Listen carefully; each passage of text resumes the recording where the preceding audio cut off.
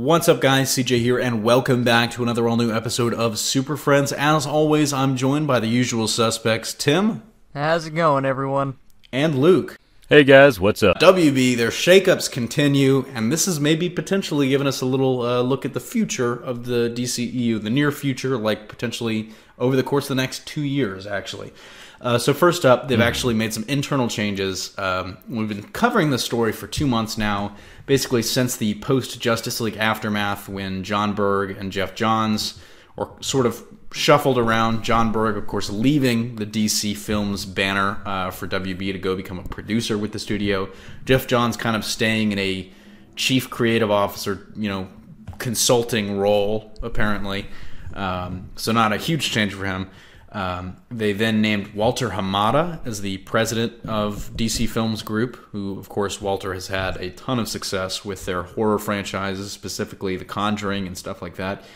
And now they've added Chantel Nong as the VP of production. Specifically, she's going to be managing the slate. She's apparently been working with WB for years. She kind of has been, working on a variety of stuff. Stuff like the movie Crazy Rich Asians, 300: Rise of an Empire, The Intern with Anne Hathaway and Robert De Niro. She's kind of done a lot. It seems like she's more recently kind of a rising figure within the studio. So she's going to be in charge of managing the slate and working on basically the development and production of the slate. So thoughts here, guys. Is the picture kind of is slowly becoming more clear of how things are going to look behind the scenes at WB, specifically at DC Films. Are you a little more confident now than you were, or is it, one of those things where we're just going to have to wait and see? I mean, hopefully, now that they have someone, fully there to manage their slate, they'll get, something more concrete about what they're sticking to, what they're dropping, and, we'll be able to see they'll be able to plan a direction now and head towards it as opposed to reacting to what they did well in previous films. I was going to say, I may be wrong. I might be 100% wrong about this, but I don't remember anybody ever having the title of, overseeing the slate, managing development. I think that was just more of a group effort. I think it was a little more decentralized. If now that there's that one person, it seems like, maybe she'll just be the fall guy for this. But personally, that does instill some confidence in me. Luke, what do you think? What do you make of this? Just doing a bunch of cocaine before you give your answer?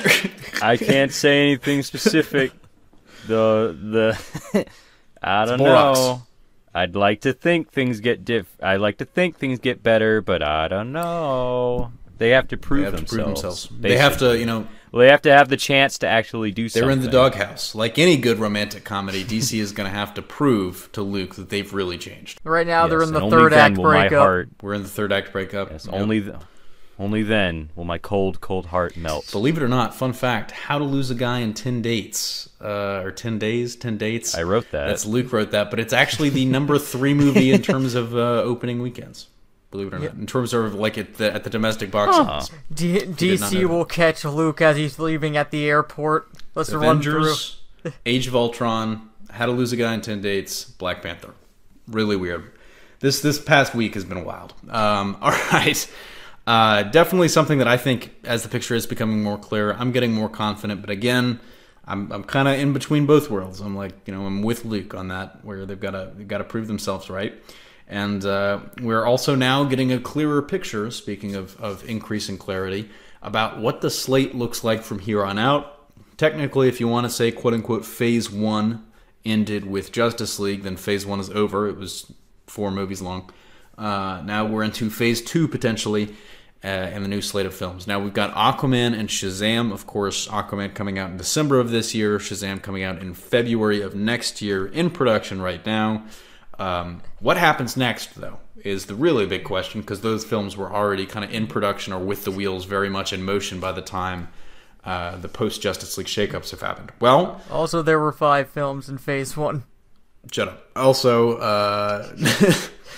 now that we are kind of moving past the shakeup into this new regime, assuming Aquaman and Shazam go well, which, the first screening reactions kind of make it sound pretty good.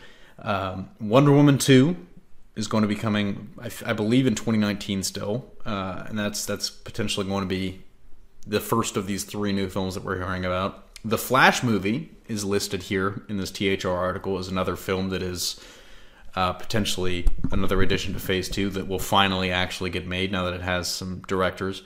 And Batgirl is also on this list of 3 films, specifically mentioned by THR as the next upcoming films. They do mention there are others in the works. They don't specify those others. I mean, one of them could be Suicide Squad 2 or Gotham City Sirens. We're not quite sure about that. But Wonder Woman 2, The Flash, and Batgirl are supposedly the next 3 films, not necessarily in that order, after Aquaman and Shazam, over the next year. So what do you guys think about these 3 films? I mean, I'm personally, Wonder Woman 2 was in the bag. That was definitely, a ringer. As for The Flash, I'll believe it when I see it. But Batgirl, I'm surprised about, especially considering the fact that, a lot of people kind of thought that Joss Whedon was, going to be scapegoated for a lot of what happened with Justice League. I mean, they have Batgirl on there, but they haven't confirmed it's going to still have Joss Whedon attached to it. That's true. They definitely could change that. I mean, and right now, looking at these films, we're probably looking, not necessarily in 2019 either. I mean, we know Wonder Woman 2, I believe, is aiming to release in December of 2019. But Batgirl and The Flash are probably looking at 2020 at the earliest right now. But so there's plenty of time to make a change there. But I mean, what do you guys think about this new slate? New slate, same as the old slate. I guess it's interesting that they confirm Batgirl, but that may just be them attempting to ride the wave of female-led superhero properties or similar things that Wonder Woman started, which began a full swing immediately after that was popular. Oh yeah, definitely. Yeah, we got the She-Ra reboot, we got the Kim Possible live-action movie, we got that Red Sonja announcement that never went anywhere. Definitely, that Red Sonja announcement. I'm assuming they're still working hard on that behind the scenes, but no, I definitely think it's in that vein. Representation is very important, and it's especially a huge topic of conversation recently, right now. So I'm not shocked to see it there. I think it's just one of those things where it gets specifically mentioned in this article over other projects that I figure because they've got potentially more solid directing development teams attached.